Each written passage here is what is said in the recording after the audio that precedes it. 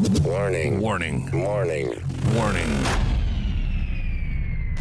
You are entering into the unplugged mind of Paul Clough. Too late. Personal Development Unplugged.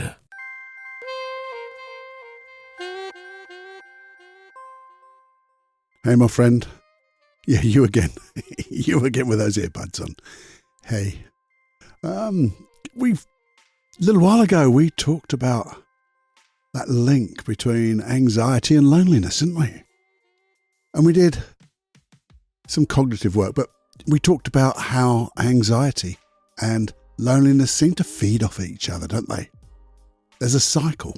I remember that word, inextricably linked, I said. And to do something about them, we needed to break the pattern. We needed a pattern interrupt, didn't we? And what we talked about was more cognitive stuff, I guess. Things to do consciously.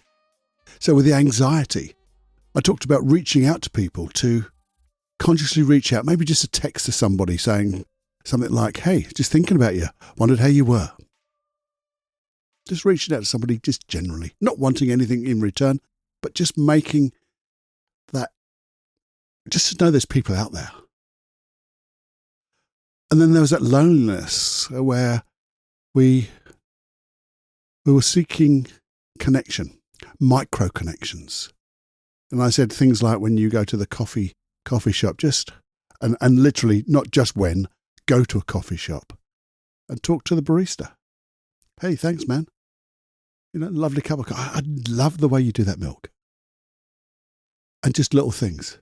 That smile to somebody. Just making connections. Micro connections. You see, they all work. And even if this anxiety, loneliness link is creating real problems, they still work. Because small baby steps, call them small incremental steps, help break the pattern. They act as pattern interrupts. And those synaptic gaps of yours in your neuroplasticity and all that stuff that I have no idea what I'm talking about is, they fire and wire together. You're setting up new connections, little by little. And little by little, these micro changes, incremental changes, add up to something huge over a few days, over a month. So whether loneliness and anxiety is a little thing in your life, that will work. Things like joining classes. And I said, for me, if I was doing it, I would join a cookery class because I like cookery or cooking, creating things in the kitchen. And so at the worst, if I didn't meet anybody, I'd come out with some really good skills. But I would meet somebody, like-minded people. And you don't have to go out your way to make that conversation because they're just there in the room. That's a little thing. So even if you've got this issue of loneliness and the link with anxiety, and it's more a problem to you now, those little things are things that just will help. Just break the pattern. They call it in NLP loosening the model of the world. Because at the moment you're in this model, or you have this model of the world that is so tight. It's yours, and you believe there's nothing else. But then when you start to loosen it by doing these little micro things just happen. Or you create little cracks in them to allow new stuff in. So if this is, though, something that is getting to be a real problem, now, I would always say, without a shadow of a doubt, go and seek help, professional help, one-to-one therapy. Get into therapy. If you can, face-to-face. Do great work online. And I love working online. But I prefer working one-to-one. Why do I prefer one-to-one? Because when you're in the room with somebody, you just get a little bit more, intimate signaling. You can see the whole body. So if there's any communication, non-verbal communications that your unconscious mind is giving, they become clearer. But as I say, online works just as well. It just takes it's another skill, I guess.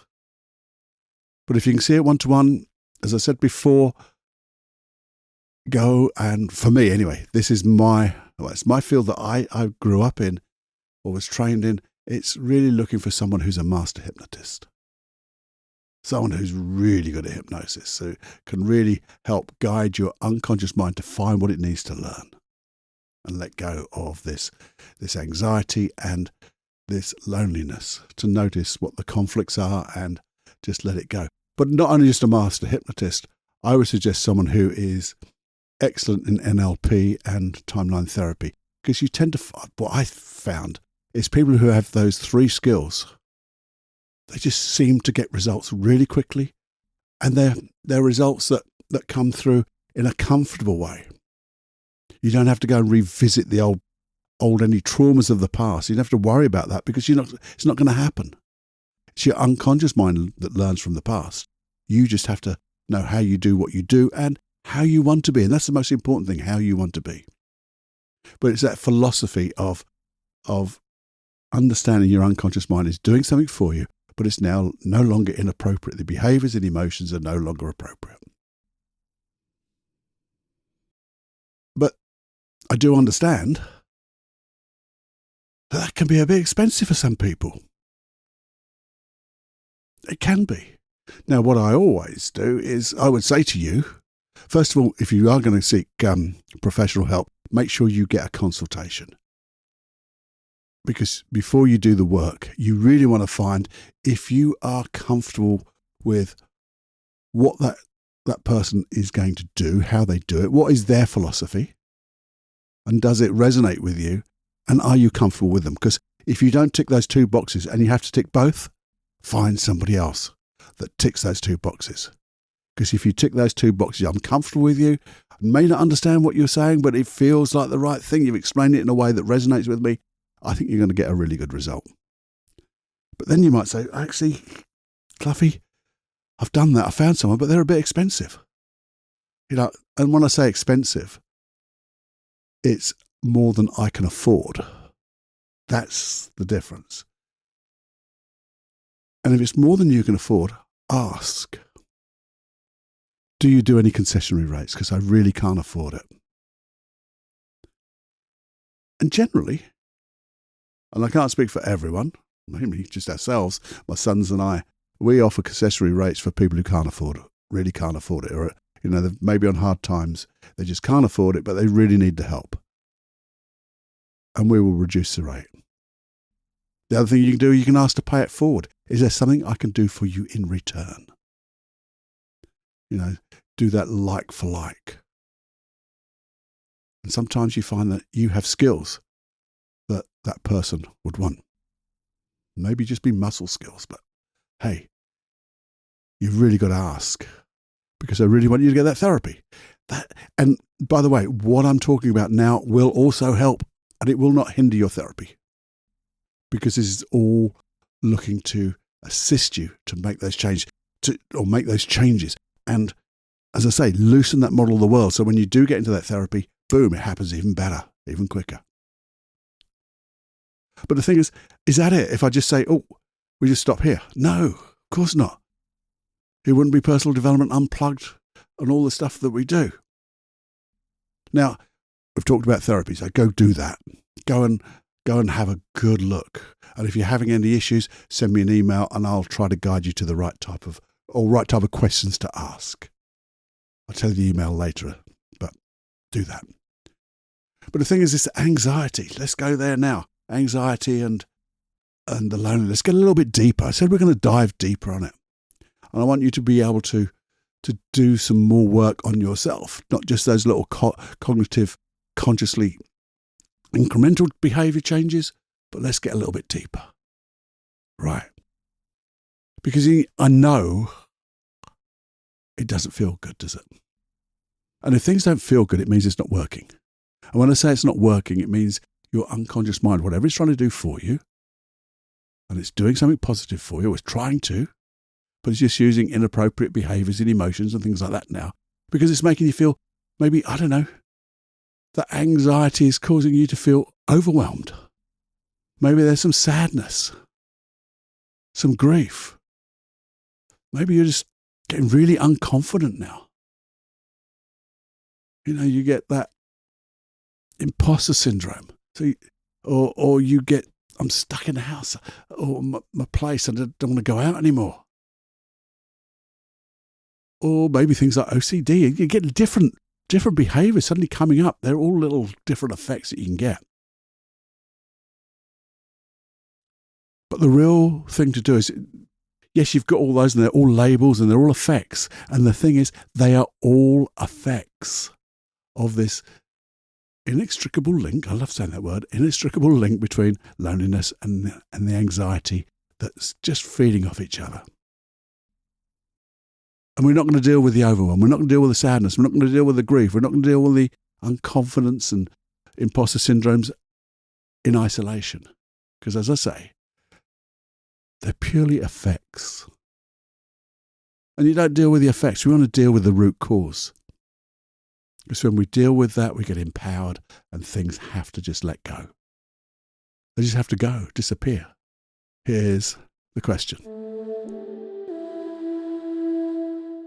What is this anxiety, loneliness doing for you? What is it trying to do for you in the positive? That's what we want to find out. What is, we call it, the positive intention. Now, you would probably say, well, I'm feeling overwhelmed. When I'm feeling sad, when I'm grieving, when I feel unconfident and all that other stuff. I find it very difficult, Cluffy, to say, well, there's something positive here. But I assure you there is. Come with me. Because I know that it's protecting you. And protecting you from what? And that's what we want to find out. Because this is all to do with protection. So how do you find out? How do you find out? Well, we're going to ask questions. That's the thing. We're going to look into that feeling, the emotions, and the beliefs that are there supporting this. And notice, what is this loneliness protecting you from what? Now, and also in the beginning, if you could go back a little bit in your lifetime, go back into the past and just, instead of going into any traumatic events, just notice, what are the type of things, what type of context is this loneliness and anxiety protect you from? And I'm going to give you a couple of examples. I say that clearly. I'll give you a couple. I'll say it clearly, and I didn't. What are these? Here we go. I'll give you a couple of examples. Well done, Cluffy, you got it out. Or maybe things at the beginning was just not looking silly in front of people. Not doing things what you would consider to be right, or they might think as being right, good enough. Maybe it's protecting you from embarrassment, keeping you away from the spotlight. A lot of people sometimes get to feel invisible. Seen that quite a number of times with my clients. They just feel invisible. And they don't like that feeling, and that makes them feel lonely. That gives them anxiety. But it's trying to do something for you. You see, you don't want to look silly. That would be not nice. You don't want to appear not to be able to do things right or good enough. You don't want to put yourself into positions where you'd feel embarrassed. Keep you away from the spotlight. All of those are wonderful positive, or a wonderful positive intention to protect you from all those type of emotions. But the thing is, it doesn't feel good, does it? When you're like that, because normally what happens is when you're there tends to be a direct conflict. The complete my words today. The complete reverse, the complete opposite, because your unconscious mind is trying to stop you looking silly, not doing things right, and you don't. But the thing is, when you do that, you feel silly. You feel that you can't do it right. You feel embarrassed. It hurts to be away from the spotlight because you'd like not necessarily to be in the spotlight, but you don't want to be away from the spotlight either. And the thing is, it's acknowledging that your unconscious mind is trying to do something for you, not pushing it away. Because when you push things away, they generally push back harder. The more you push and the more you think about the negative things, how much you don't want it, tends to come back even stronger. Because what you think about most of the time is what you get, whether you like it or not. And if you're thinking about this anxiety, this loneliness, guess what? You get more of it because you find more of it. Now, the thing is, the real philosophy of this type of thing, I guess, is to say, well, acknowledge your unconscious mind for doing something so positive for you for such a long time. But if you were to learn from it, learn from the emotions, learn from the very first time maybe, learn from the complete conflict that's going on now and change it, because you still want to be protected, don't you? You want to be protected from embarrassment. You want to be protected from not being good enough, looking silly, not doing it right. But also you want to feel empowered and comfortable. And when you don't feel empowered and comfortable, it means your unconscious mind is now using inappropriate behaviors and beliefs. That's all. And if you were to change that, wouldn't it be nice if you knew without doubt and you believed without doubt that whatever you did, you wouldn't look silly. You wouldn't look that you couldn't do it right. You wouldn't be embarrassed. And you could choose to be, not necessarily in the spotlight, but you wouldn't be hiding. That would be brilliant, wouldn't it? And it's really a matter of now just educating your unconscious mind that is no longer working. Because you see, way back then in the past, when your unconscious mind chose to use these behaviors, emotions and beliefs, you were little. I don't know how little, how young, but whatever happens, you had very little wisdom. You had very little experience in the world. So what your unconscious mind could choose to use, as in skills, beliefs and emotions, were very few and far between. You know that now you have a massive chunk of experience, a massive chunk of wisdom and knowledge that you didn't have then. So one of the questions we could ask is, what was I missing back then? What didn't I know back then that I know now? What emotions have I got now? Positive emotions that would help me be the way I want to be that I didn't have back then. What skills do I have now that I didn't have back then? And you have a myriad of all of them. Now, what you could do, because you might say to Cluffy, yeah, that makes a lot of sense, but I don't know what they are. Well, there's a number of ways we can find out. One of them is to do a thing called My Qualities. It was a little process that I brought up a long time ago when I was in my little darkest times, and I had to find out what my qualities were for being alive.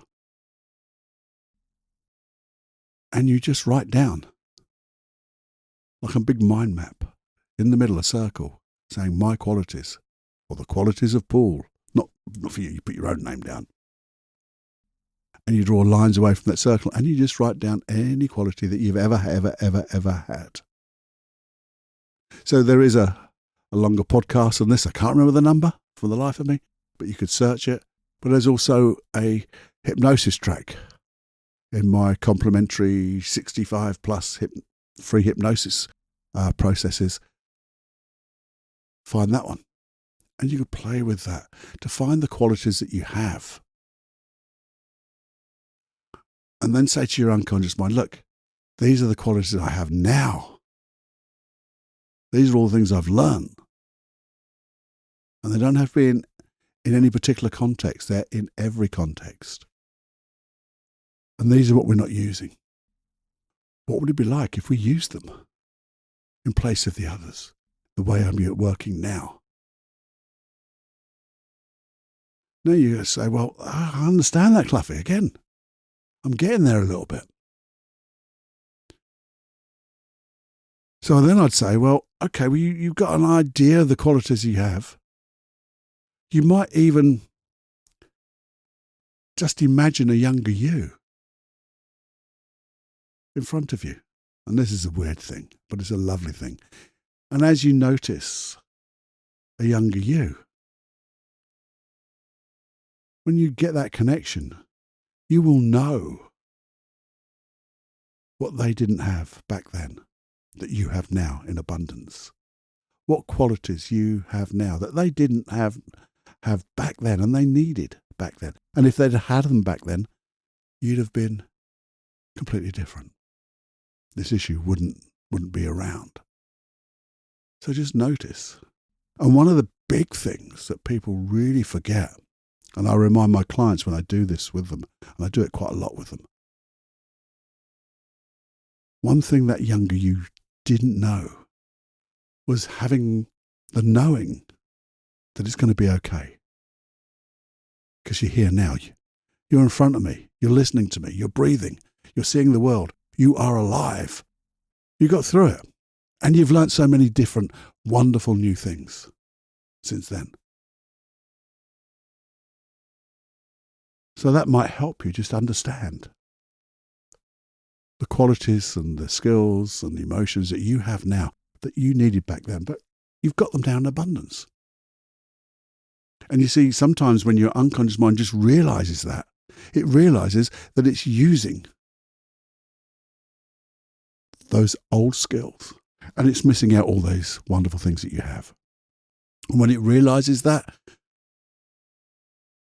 you can help it by going, well, how do I want to be? How do I want to be? And I'm going to tell you now, I want you to visualize it and write it down. Now, again, we've talked about visualization. Is it 20/20 vision or is it just an awareness? And it's either or on everything in between. And when you write it down, you'll be writing down exactly the way you want it. And what I want to say to you is, do it exactly the way you want it. And imagine that if this is difficult, just say, well, at this moment in time, I'm in the problem, so I don't believe I can have it. Well, like, okay, imagine knowing that it's not going to happen. How would it be? How would it be? Knowing that it's not going to happen, I can imagine anything I bloody well want. Because there's no restrictions. And you visualize and write down exactly what qualities you would have, having got rid of this anxiety and loneliness. What strength you would have, inner strength. What emotions you'd be feeling. What would be that wonderful, powerful belief or set of beliefs that would support you through being this way? And make the bloody thing up. Visualize it, write it down. And really just have, that childlike quality of imagination. Because you can have anything you like. And just imagine how you'd like to be. Not how you think you ought to be. How other people you see are. Now they can give you a little hint and go, you try it on. But how you want to be.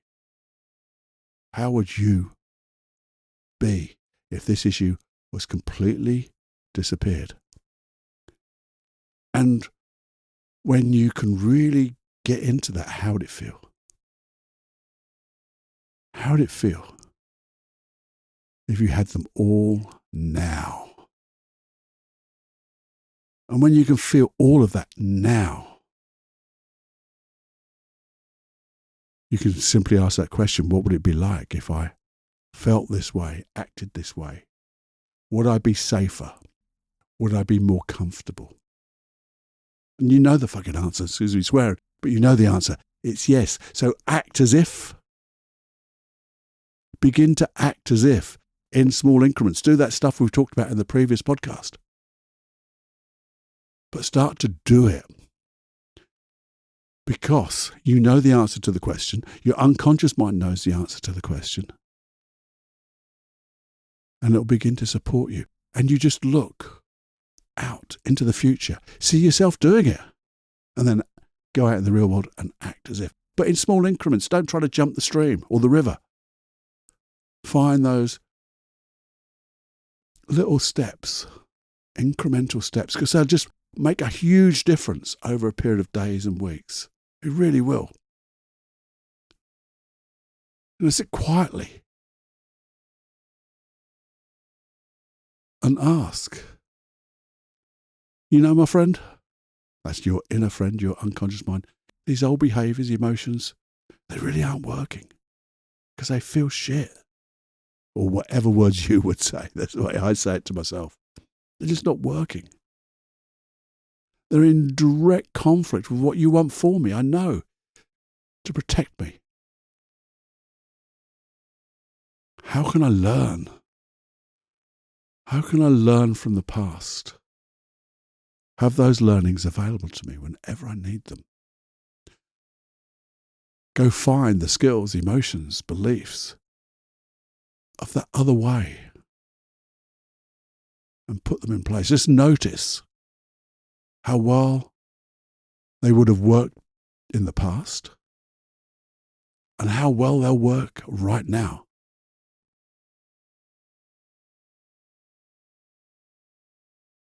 And as you do that and you listen and listen with all your senses, wait for that intuition. Ask, what are the smallest incremental steps that I could do to begin to act as if and be the way I want to be? And again, write them down. Schedule them. Okay, I've got this small little thing I'm going to do. I'm going to do it today. I'm going to do it tomorrow. Don't let it go too far. Make sure you schedule them and do them. Act as if. Imagine yourself doing it right now. See yourself successfully, feeling so good and comfortable, doing that little incremental step.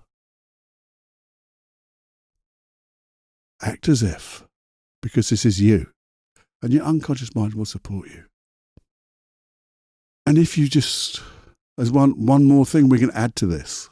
The one thing you could add to this, which I think works so well, which is like my miracle question again.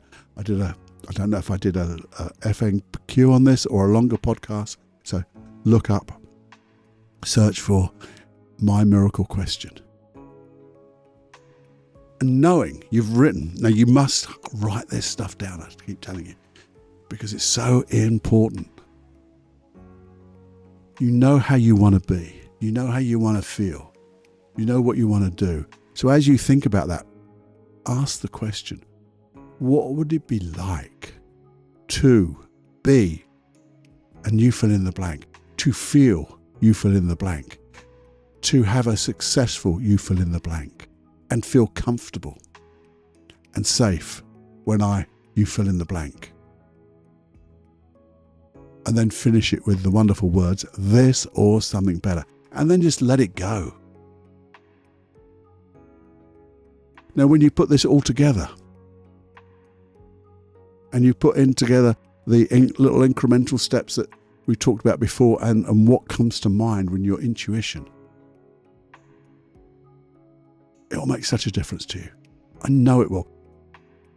Even if you're going to see a one-to-one therapist, this will help you anyway, because it'll guide your unconscious mind to ask the right questions.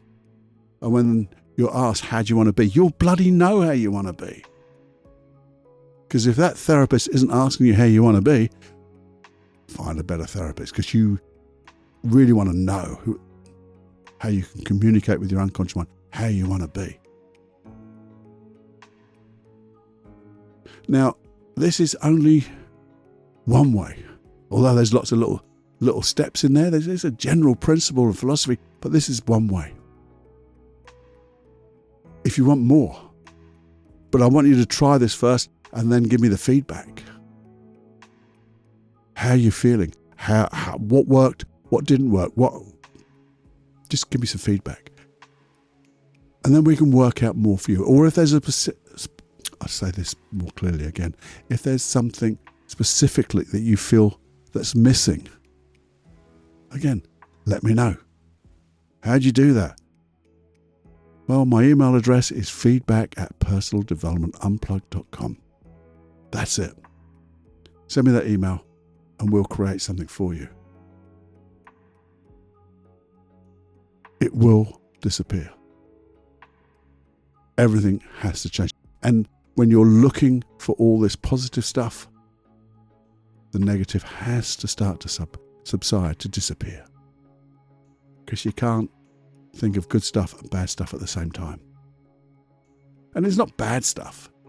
As I say, it's just no longer working. It's no longer appropriate. So we just got to guide your unconscious mind into a new way that makes you feel safe and comfortable. And that's a priority for your unconscious mind. It's a prime directive of your unconscious mind. It has to do that. So let's just guide it. Help it along. And you're the best person to do it. Don't listen to anybody else. Well, listen to me. But you know how you want to feel. Be brave and think about it.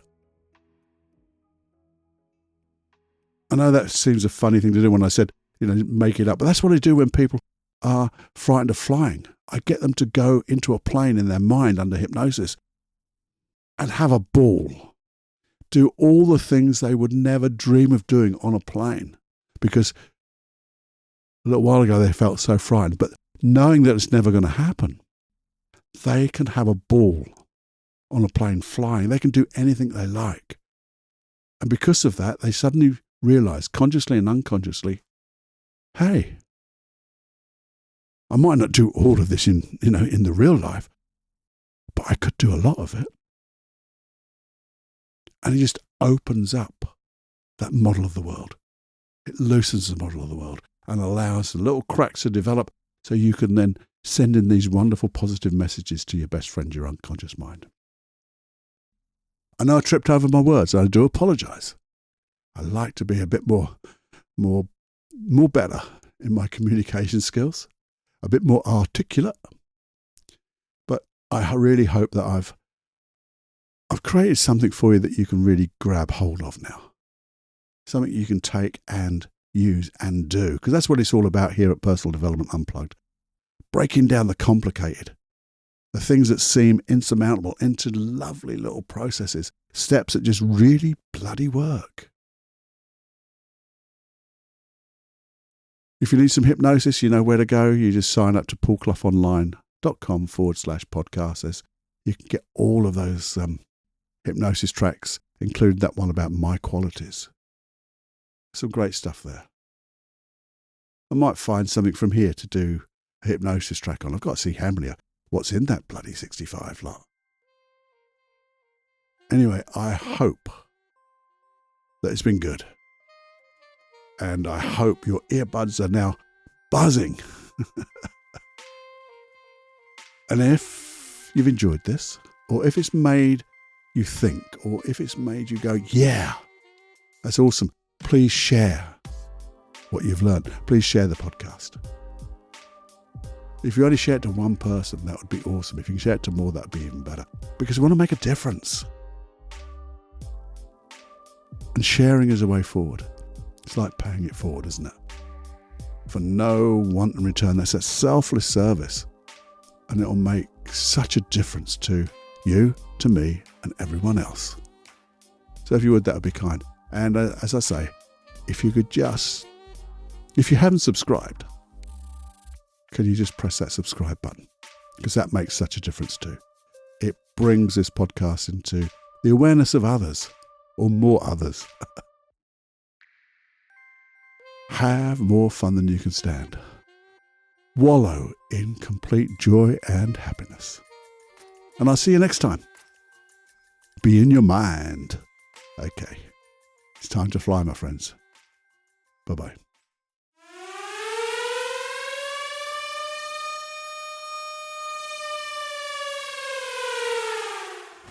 Warning, you are now leaving the unplugged mind of Paul Clough. It's time to fly on your own. Be brave, my friend. Personal Development Unplugged.